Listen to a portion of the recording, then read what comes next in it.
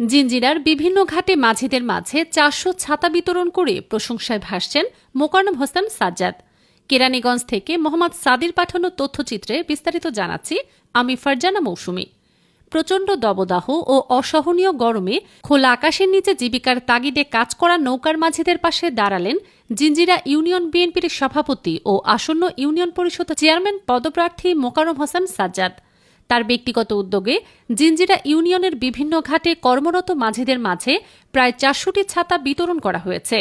তীব্র রোদ ও গরমে কিছুটা স্বস্তি এনে দিতে তিনি নিজেই বিভিন্ন ঘাট পরিদর্শন করে মাঝিদের হাতে ছাতা তুলে দেন। এ সময় মোকাররম হোসেন সাজ্জাদ মাঝিদের সঙ্গে কথা বলেন, তাদের দৈনন্দিন জীবন সংগ্রাম ও বিভিন্ন সমস্যার খোঁজখবর নেন। দীর্ঘ সময় নদীতে কাজ করা শ্রমজীবী এসব মানুষের প্রতি এমন মানবিক উদ্যোগে মাঝিদের মাঝেও দেখা যায় আনন্দ ও কৃতজ্ঞতার অনুভূতি। মাঝিরা জানান, প্রখর রোদে প্রতিদিন নদীতে কাজ করতে গিয়ে তাদের চরম ভোগান্তির শিকার হতে হয়। এমন সময়ে ছাতা পেয়ে তারা অনেক উপকৃত হবেন বলে জানান। মোকাররম হোসেন সাজ্জাদ বলেন, এই গরমে যারা নদীতে দিনরাত পরিশ্রম করে জীবিকা নির্বাহ করছেন তাদের কষ্ট কিছুটা লাঘব করতেই আমাদের এই ক্ষুদ্র প্রচেষ্টা। মানুষের পাশে থাকা এবং জনকল্যাণে কাজ করাই আমাদের অঙ্গীকার।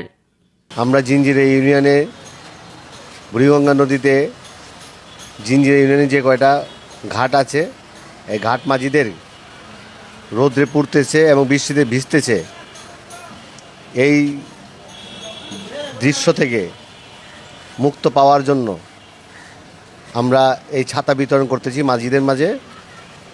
আমরা প্রায় ৪০০ ছাতা বিতরণ করব এবং এই ৪০০ ছাতার মাধ্যমে আমরা যাতে মানুষের কল্যাণে কাজে আসতে পারে, এই জন্য আমরা আমাদের এই ক্ষুদ্র প্রচেষ্টা।